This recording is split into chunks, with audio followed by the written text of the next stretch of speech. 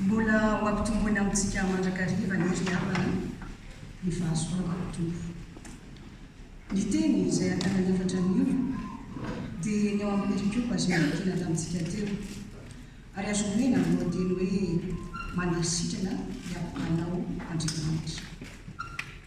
Raha iresaka no izany hoe manasitrana hiapokanao izany Andriamanitra ry havana, ny voalohany tokony fantatra aloha dia momba ny apokana amin'izao fotoana izao, ary koa ny hoe inona lazain'ny baiboly mikasika izany apokana izany. Faharoa dia hoe nanasitrana ny boka tamin'ny fomba mahagaga Andriamanitra, ka ho hitantsika amin'izany ny nanasitranana ny namana sy ny nanasitranana ny Jesosy Kristy ny boka folahy, ary inona no azo tsoahana amin'izany fanasitrana Jesosy izany. Ary fahatelo farany dia hoe manasitrana ny apokanao koa Andriamanitra. Hatramin'ny fahabola ka hatramin'izao fotoana ialantsika izao ry havana dia mbola misy ny aretina apokana.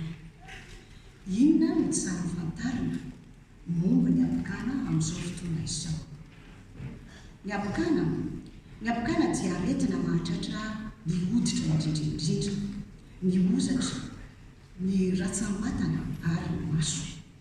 Mety maniva tanteraka ny hoditra izy io, mahatonga ny fifokonan'ny ozatra izay mitarika ny fahasombana tanteraka, ka mety hitarika fahasimbanana mihitsy aza raha tsy misy ny fitsaboana. Amin'ny fiantohan'ny aretina dia misy manodidina aloha eo amin'ny toerana sasatsasany amin'ny hoditra, ary avy eo dia ahitana faritra marary tena voafaritra tsara eo amin'ny toerana ireo, ka sady maina no marin-drano ireo faritra ireo. Eo amin'ny faritra misy ny aretina dia lasa tsy samarena inona intsony ilay olona, sady tsy mandre hafanana sy atsika no tsy mandre marary ihany koa. Raha ny tokony ho izy dia vao miseho ireo zavatra izao dia tokony tsaboana ny aretina. Raha tsy voatsabo nefa ny aretina dia fantatra fa misy karazany roa ny apokana. Misy ny apokana izay tsy mihoatra ny dimy ny poiran'ny aretina, tsy mihoatra ny dimy ny faritra marary. Amin'izay fotoana izay dia tsy mamindra ny aretina apokana. Ny fomba ahafantarana azy dia mitoetry ny faritra marary, boribory tsara ireo faritra ireo, ary tsy vitany hoe tsy mary intsony, fa miala tanteraka na zara raha misy ny lokon'ny hoditra eo aminy. Eo amin'ny ankizy ny tena ahitana izany. Fahasimban'ny hoditra koa no tena ahalalana ny fisian'ny aretina, araka ny nolazaina teo dia voly tsy mandre intsony ny faritra marary, mitombo miandalana hatrany ny fahasimban'ny hoditra ary dia miavara amin'ny fahasimbanana izany. Raha toy izany ny fitrangan'ny aretina apokana eo amin'ny olona izay latsaky ny dimy ny isan'ny faritra misy ny aretina, dia misy koa ny apokana izay mihoatra ny dimy ny faritra misy eo amin'ny aretina, ary io apokana kosa dia mifindra mahamindra izy io. Raha ny fomba fiseho no resahana dia misy faritra marary maro ary mangirangirana ireo faritra ireo. Ny toerany dia lalina kokoa noho ny hoditra ny nofo, eny amin'ny andrina na ny tolamaso, ny sofina, ny soka, ny ratsamatana no tena mamely izany aretina izany. Raha raisina ohatra ny orona dia toy ny voan'ny sery foana ilay marary, ary dia mandeha raha mihitsy ny orona, mety mianjera na lasa tsy misy tsony ny taolana mampisaraka ny orona, ary dia mety goaka ny tampony orona. Ny ozatra kosa dia sady mivoto be ny marary, miombo dia miombo ny aretina raha tsy voatsabo, ary maty ilay marary afaka 10 taona ary raha maharitra indrindra dia 20 taona. Efa azo tsaboana tsara nefa ry havana amin'izao fotoana izao ny olona voan'ny apokana, ary dia arakaraka ny fisehon'ny aretina ny fotoana hitsaboana azy. Eo amin'ny enim-bolana na herintaona farafahakeliny ny fitsaboana, ary mety maharitra mataona ny maro mihitsy koa. Tsara marihina fa tamin'ny andro taloha noho ny tsy fisian'ny fitsaboana dia nolazaina ho aretina tsy azo sotrana ny apokana, fa tao anatiny taonjato maromaro izao dia nahitana vokatra tena tsara ny ady amin'ny apokana satria eran'izao tontolo izao dia efa nienatra amin'ny 5,100 ny sain'ny olona tratry ny apokana. Mbola mijanona olana lehibe ihany ny fioaretiny io amin'ny tany sasatsasany toa ny Inde sy Brésil. Any amintsika ny Madagasikara izany dia mbola misy ny toerana natokana hitoerany sy hitsaboana ny boka teo manakavary izany. Fa raha izany no azo lazaina momba ny aretina apokana amin'izao fotoana izao, inona kosa no lazain'ny Baiboly momba ny apokana? Raha ny ao amin'ny Baiboly ny jerena ry havana dia Jehovah mihitsy no miteny tamin'ny Mosesy Aron ny momba ny fisehon'ny aretina apokana araka ny voasoratra ao amin'ny Levitikosy 7:20-9:20. Azontsika vakiana tsara any an-trano ny tsikirihana, fa raha fitinina dia hoe mba hahalalana na sitrana na tsy ilay marary dia ny fisehon'ny aretina eo amin'ny olona no ahitana izany. Misy masotsivana na kritera maro no hamaritana izany. Jerena na misy mamontsy eo amin'ny hoditra na misy manakopiry na misy faritra mangirana. Jerena ny lokon'ny volo maniry eo amin'ny faritra misy ny aretina, fotsy ve sa tsy miova. Jerena ny alalan'ny fitoerin'ny aretina hoe lalina ve sa tsy raha oharina amin'ny hoditra ny fijery azy. Jerena ny hoe mbola manitatra ve sa tsy manitatra intsony ny faritra marary. Jerena ny lokon'ny faritra marary hoe miafo fotsy ve sa tsy, fa raha fotsy dia efa miasitrana na efa sitrana mihitsy, fa raha loko hafa dia mbola marary. Jerena ny toetry ny mofo hoe manganoano ve sa tsy eo amin'ny mamontsiny, fa raha manganoano dia mbola tsy sitrana. Ny valiny izany fijerena rehetra izany sy ny fampirina rehetra izany no ny sokajiana hoe mbola marary ve ilay olona sa tsy, ary maritany mpisorona hoe efa madio na mbola maloto ilay olona. Raha maloto moa izany dia mbola tsy mahazo miverina any amin'ny fiarahamonina. Efa tamin'ny fotoana Mosesy sy Arona ry havana no nampahalalan'Andriamanitra izany momba ny aretina apokana izany, ary dia namoahana lalàna mihitsy mba hampiarina eo amin'ny fiarahamonina. Amin'izao fotoana iainantsika izao dia mbola tsy mitsahatra ny fikarohana momba ny aretina. Ny valim-pikarohana dia manam-porofo ny fahamarinana ny fisokajiana tamin'ny andro Mosesy ny fahasitrana ny aretina na tsy eo amin'ny marary. Dia azontsika tsaina amin'izay angamba ry havana ny mahandriamanitra lehibe tokony fahalalana azy. Araka ny voasoratra ao Isaia 49:9 manao hoe amin'ny anaran'i Jesosy: fa Andriamanitra no manoro azy izay mety ataony, eny izy no mampianatra azy. Tena tsy takatra ny saintsika olombelona ny fahalalana, tena mahagaga.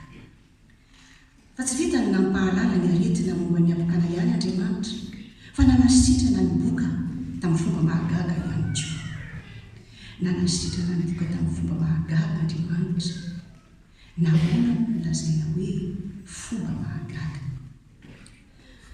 Antsika olombelona ry havana ny mahazatra antsika eo amin'ny fiainantsika manontolo dia ny fahalalana fa miorina amin'ny fomba sy ny lalàn'ny zavaboary ny zavatra rehetra.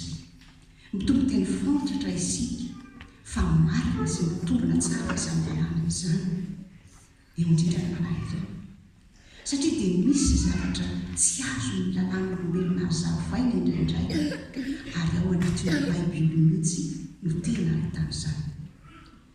Fahagagana dia zavatra miseho na toe-javatra miseho tsy hita izay hanazavana azy, fa toa mifanohitra amin'ny fomba sy ny lalàn'ny zavaboary, ary dia lazaina fa toe-javatra ny asan'Andriamanitra. Miditra amin'ny fomba ny Andriamanitra eo amin'izany toe-javatra izany, ary dia izany no atao hoe fahagagana. Amin'izany dia indraindray Andriamanitra mihitsy no manatanteraka izany. Mety olona koa anefa mirahana, tao ry mpaminany, tao ny zanany Jesosy Kristy, tao koa ny apôstôly, ary ao koa ireo mpanompony. Raha ny ao anatin'ny Baiboly jerena dia maro tokoa ny zava-mahagaga nataon'Andriamanitra. Tsy ho adintsika koa angamba ny tamin'ny andro nanafahana ny zanak'Israely dia nandehanan'izy ireo teo afovoan'ny ranomasina ka nandiny tany mainana ary ny rano dia tonga hafefo azy teo amin'ny ankavanana sy teo amin'ny ankaviany. Exodus 4:24. Maro koa ireo fahagagana nataon'ny mpaminany, anisan'izany ny fahagagana nataon'ny mpaminany Elisa izay novakian'ny mpanompono tamintsika teo. Manampy an'izany ny fahagagana rehetra nataon'i Jesosy Kristy tetỳ an-tany tsy tampo isainy ary tsy takatry ny sainy. Dia mbola nitoy izany tamin'ny andron'ny apôstôly, ny anankiray aronjely dia nanasitrana enan'ilay lehilahy marary tongotra, malemy tongotra mihitsy fa tsy vitany hoe marary tongotra fotsiny teo am-bavahady. Dia tsara endrika izany asan'ny apôstôly 7:7. Fa mbola misy maro hafa koa ary ny zava-mahagaga ataon'Andriamanitra dia mbola mitohy hatramin'izao fotoana iainantsika izao amin'ny alalan'ny mpanompony. Rehefa fahagagana rehetra ireo ry havana dia tsy misy na iray aza mitovy amin'ny zava-miseho mahazatra antsika eo amin'izao fiainana izao, satria dia zava-mitranga tsy miorina amin'ny fahalalana ny fomba sy ny lalàna zava-boary. Maro karazana ry havana ny fahagagana nataon'Andriamanitra, na tamin'ny zava-boary izany na tamin'ny olona. Fa ny mikasika ny nanasitrana an'Andriamanitra ny boka izay novakiana teo amin'ny pejy teo no hojerentsika manokana dia ny nanasitranana ny namana sy ny nanasitranana ny boka voalahy. Nanahoana tokoa ny nanasitranana ny namana ary inona no aritsoahana izany. Fa inona tokoa no zava-nitranga tamin'izany? Namana dia lehibe nitafika Siriana ary tena tiany mpanjaka ny Siria tokoa izy, kanefa ny mampalahelo dia boky izy. Raha nandeha niady nitafika Siriana indray mandeha dia nitondra zazavavy kely anankiray babo avy tany amin'ny tany Israely izy. Lasa mpanompony vadiny namana io zazavavy kely io, ary izy no miteny fa any Samaria dia misy mpaminany mahasitrana ny vadiny. Niteny tamin'ny vadiny izy ary namana kosa rehefa nahare dia niteny tany amin'ny mpanjaka. Ary dia nanoratra taratasy ho an'ny mpanjakan'ny Israely, ny mpanjakan'ny Siria mba hanasitrana ny namana. Tesitra ny mpanjakan'ny Israely rehefa nahalala ny votoatin'ny taratasy nalefa ny mpanjakan'ny Siria. Ary rehefa reny Elisa izany dia niteny tamin'ny mpanjakany izy hoe avela ho izaka aty. Avelao izaka aty amiko dia ho hitany fa misy mpaminany tokoa aty Israely. Dia nalefa ny mpanjaka tany amin'ny Elisa ny mpaminany, amin'ny tany amin'ny Elisa mpaminany ny namana. Rehefa tonga tany amin'ny Elisa mpaminany nefa dia tsy nitsena azy Elisa, fa dia iraka ny nalefany iteny asaivomandro ny pito ao amin'ny rano ny Jordana izy dia tonga toy ny nofony zazakely ny nofony ka adio. Tesitra namana ka niteny tsy tsara ny rano Israely va ny olon-gamasy kosa. Dia niodina izy tsy lasa mandeha fa nitabatabazany mpanompony izy ary dia niteny novakitsika teo toy. Dia nidina izy ka nisitrika teo Jordana impito araka ny teniny ilahin'Andriamanitra ary ny nofony dia tonga tahaka ny nofony zazakely indray ka nadio izy. Tena sitrana tamin'ny fomba mahagaga inamana. Raha mandray izany tantara namana izany isika ravana dia maro ny fanontaniana mandalo amin'ny eritreritra ao. Voalohany dia hoe nahoana moa no hanasitrana ny jeneraly nitafiky ny fahavalon'ny tena, satria i Siria dia tena fahavalon'ny Israely.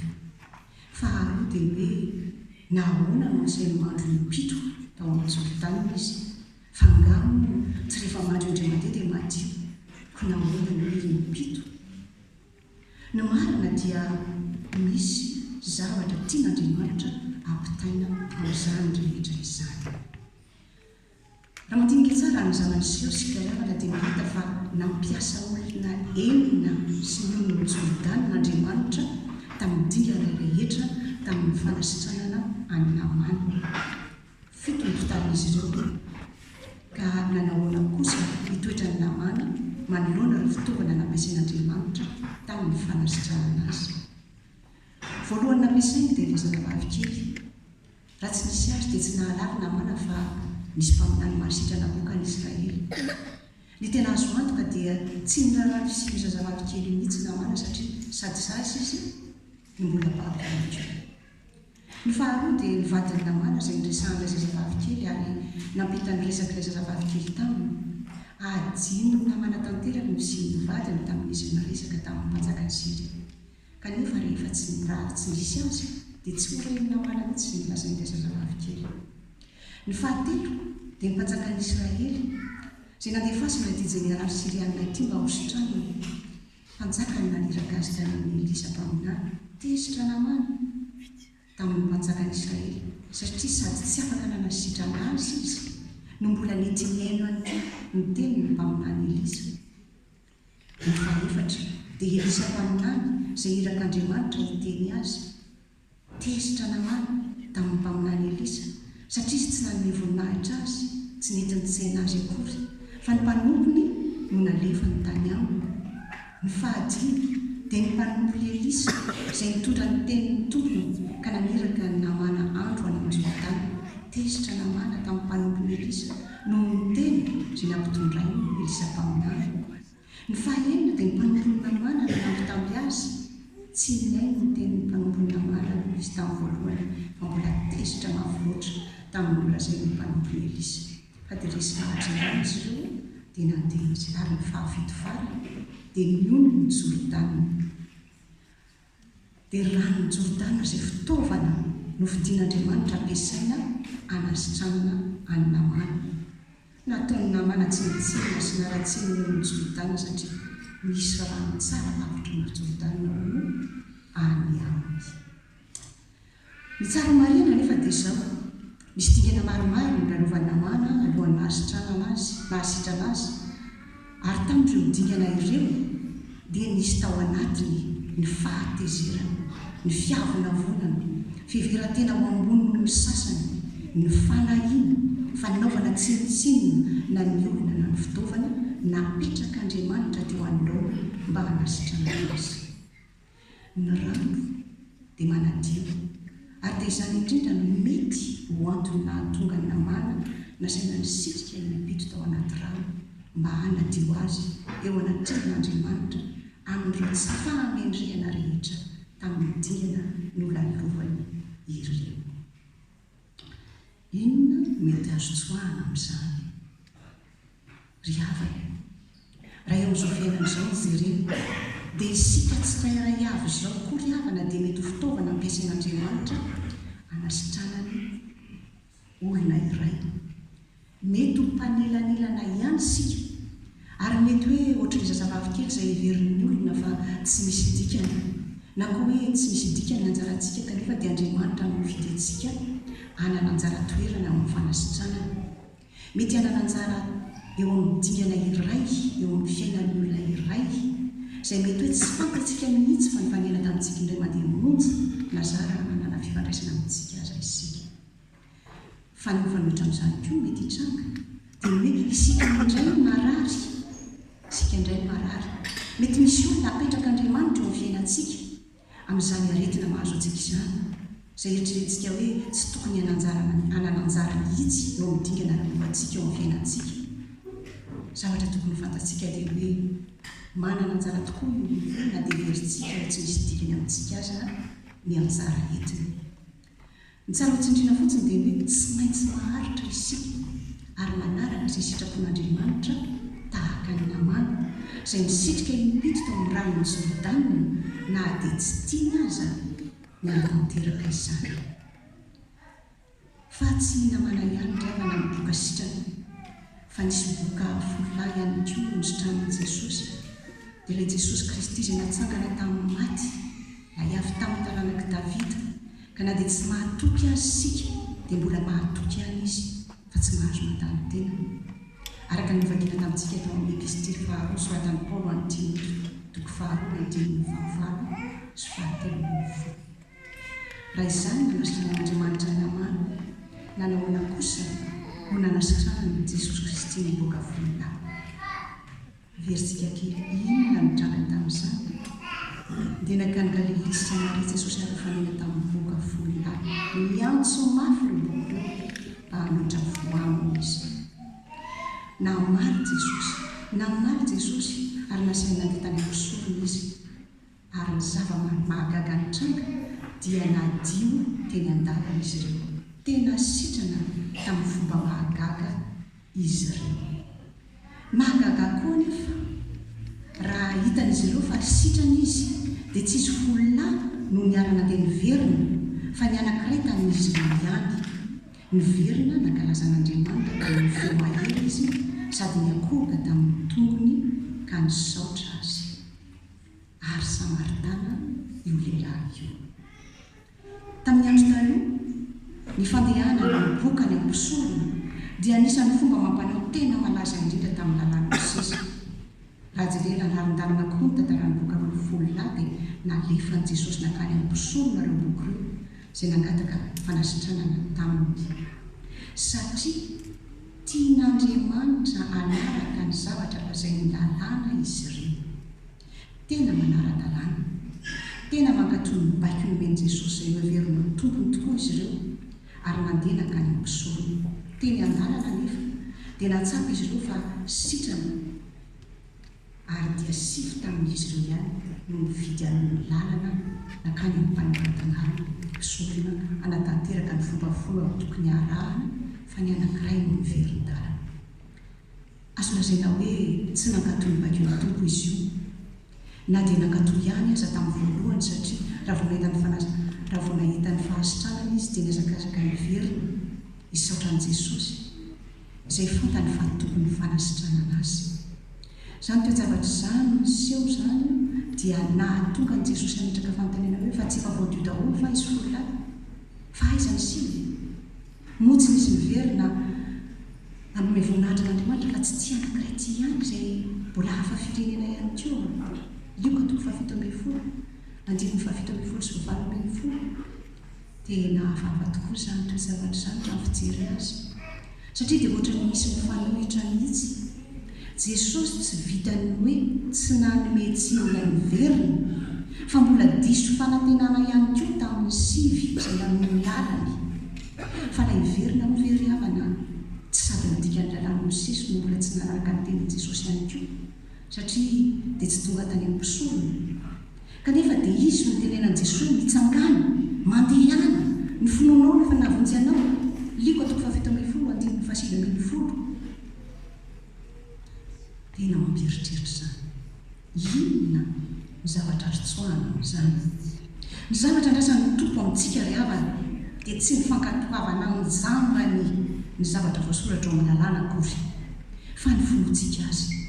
Ny zavatra andrasany dia tsy firaiketantsika amin'ny fomba mampanao, fa ny fankasitrahana. Ny fisaorana tampoka vokatry ny fon'ny olona izay nandray ny fanasotranana sy ny famonjena dia lafo vidy lavitra amin'ny Jesosy noho ny fombafomba-pivavahana rehetra. Tena mety mitomboka amin'ny fanarahan-dalàna tokoa ny olona iray mitady ny fanasitranana, tahaka ireo boka folo lahy izay tonga dia nanapa-kevitra andeha ho any ampisorona. Fa ny fanasitranana antsika dia tsy any amin'ny faran'ny lalana akory, fa eny am-pandehanana, satria dia fahasoavana izany ary avanin'Andriamanitra be famorahana. Tena eo amin'ny lalany fahamasinana izay, ary dia efa omen'Andriamanitra antsika sahady ny famonjena sy ny fanjakana. Raha voatsapantsika izany famonjena azontsika izany dia hiazakazaka aingana isika ho any amin'ny tompo, hisaotra azy amin'ny fahatsorana sy ny fahatokisana tanteraka azy, tahaka ny fahasahian'ny zanaka manoloana ny rainy amin'ny fanomezana izay omeny. Dia toy izany no hanomezana antsika ny hery ny fahasitranana sy ny fahadiovana. Dia izany no ataontsika isaky ny alahady, raha velantsika daholo ny zavatra rehetra, satria dia tsy manana fa tsy ny faniriana hivory mba hideran'Andriamanitra izay namonjentsika tamin'ny alalan'ny fonontsika isika. Tsy namana sy ny boka folo lahy ihany no sitrana, fa ianao io kory havana dia tian'Andriamanitra ho sitrana. Dia manontany tena ianao hoe fangano zavokany hoe tian'Andriamanitra ho sitrana. Eny ry havana, sika rehetra dia samy manana ny fahotany avy, ary dia tian'Andriamanitra ho afaka amin'izany fahabokana izany isika. Manasitrana ny abokana ao Andriamanitra. ao anatin'ny baiboly ny abokana dia tsy hoe areti-koditra fotsiny ihany fa lazaina koa izy io anisan'ny famaizan'andriamanitra ny olona aretina tena mafy mahazo ny olombelona no lazaina fa ny abokana dia vokatry ny fahotan'ny olona iray ary tena verina koa izy fa aretina tena mora mifindra ka raha vao mifandray amin'ny boka ny olona iray dia ifindran'ny aretina sy ny otan'ilay olona izy zany na nylehina ny boka tamin'ny fiarahamonina raha tadidisika tsara ny tantaran'ny Namana dia tamin'ireo dikana nololovan'ny Namana tamin'ny fanasitranana azy dia impito izy no naneho ny toetrany tsy mendrika nananany nolazaina hoe impito ny sitriany tao amin'ny ranony Jordana tsy raisitsika araka ny mahafito azy itsony ohatr'ilay teo fa raisitsika kosa hoe isa fito milaza ny fahafenoana ka noho izany mba hahatratrarantsika ny fahafenoana dia mila miverina ihany sika na eo no eo na miandalana ny fahasitranana dia tokony hanana ny fahasitranana tanteraka ny olona sitranana ho an'ny Namana ny fahabokana araka nolazaina tamin'ny voalohany teo dia ny fahotana nanana ny toe-panatsy araka an'Andriamanitra ray fahabokany Namana dia ny fiheverantena ho ambony ny sasany ny fanaovana tsinitsinina ny olona fiavonavonana ary dia izany fiavonavonana izany indrindra no tena tian'Andriamanitra ho sitranana taminy mba azo matsaina veryavana ianao no andeha hitady fanasitranana any amin'ny fahavalinao sady tsy vitan'izay fa ianao ny atitaniny no mbola lehibe foloan'ny tafika ary mbola namabo olona maro tamin'izy ireo manao ahoana tokoa raha ianao no mitoerana isika rehetra dia samy manana ny fahotany avy fahabokana tokoa izany ary dia tian'Andriamanitra ho afaka amin'izany fahabokana izany izaho sy ianao manasitrany ny abokanao Andriamanitra ka manatona azy ary netezako sitranana mahaiza manitry tena natanteraka izay asainy atao fa ho sitrana tahaka ny Namana ianao ary rehefa sitrana dia ny voninahitra n'Andriamanitra raha nanasitrana ny boka voalahy kosa Jesosy dia ny finoana no tena tsy nanana misy sivilary na hadiso lalana azy tian'Andriamanitra ino an' Jesosy Kristy koa ianao ka ny finoana ho azy no manasitrana ny abokanao fa Jesosy tany nanasitrana n'ireo boka voalahy ireo dia teny lavitra teny fotsiny fa tsy nanatin'ireo boka voalahy akory fa tamin'ilay boka nitady fanasitranana tamin'ny kosa araka ny hita ao amin'ny filazantsara araka ny Marka toko voalohany 9:20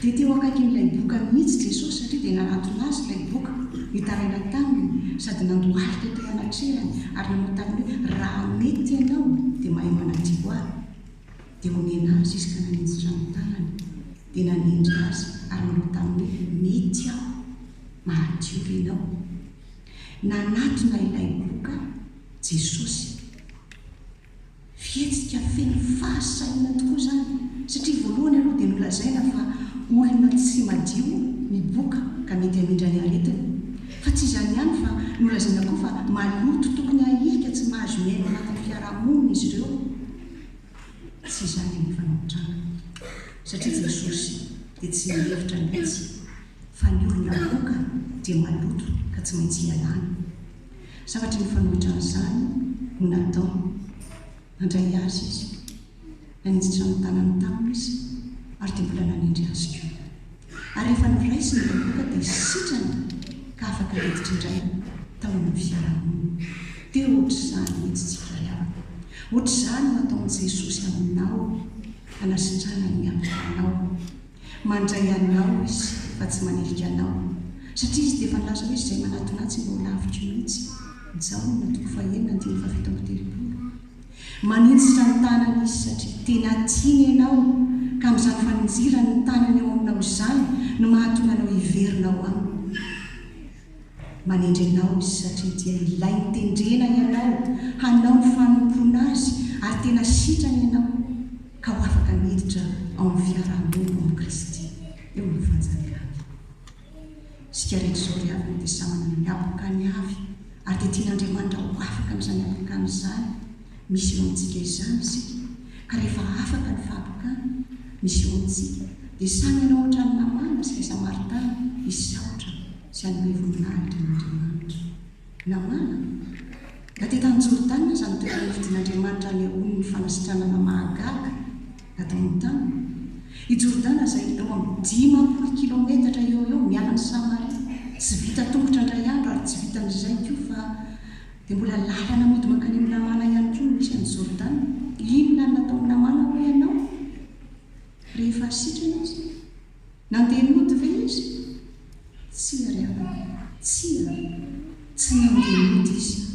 Na dia mbola lavitra tokoa aza ny lalana dia tsy nijery ny lavitra ny lalana namana rehefa sitrana, fa dia mbola nandeha niverina nakany amin'ny mpaminany Elisa ny saotra azy ary nanome voninahitra ny Andriamaniny. Ilay Samaritana kosa raha nahita fa sitrana dia nandalana izy dia niverin-dalana ka nankalaza n'Andriamanitra tamin'ny feo mahery. Ry hava-malala mitombo ny faniriana dia ingany isika rehetra eto amin'ny fiangonana FP Matolozy mba samy ho afaka ny fahavokana misy eo amintsika avy ka tsy hijanona isaotra sy hidera ary amin'ny voninahitra n'Andriamanitra. Ary ingany isika rehetra izao mba ho anisan'ny olona voatendrin'Andriamanitra hanana anjara eo amin'ny fanasitranany ny olona manodidina antsika, ary tsy ny olona manodidina antsika ihany fa ny olona rehetra izay apetraka Andriamanitra eo amin'ny lalam-piainantsika. Dia ho an'Andriamanitra irery ny voninahitra. Amen.